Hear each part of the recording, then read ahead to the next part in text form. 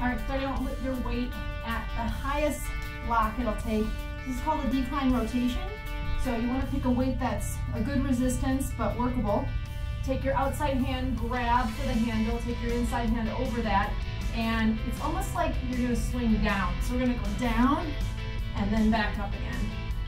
Down and then back up again. So it's all about control for me. And so I'm feeling obliques, glutes, core, shoulders. And 10 is always a good number. If you can do 15 or 2 sets of 10, it's always good. I'm letting my outside knee move with me a little bit because you don't want to torque that joint. It's not meant to go sideways.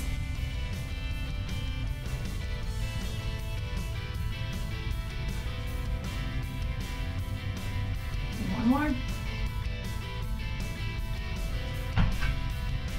And then you do the exact same thing on the opposite side. My challenge for you is, can you do 2 sets of 10?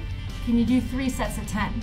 What if you just spent 10 minutes in the fitness center at NETA Petro every time you were there? Imagine what a difference that would make. Not only are you going to feel better, but your body is going to feel better. And that is something that counts.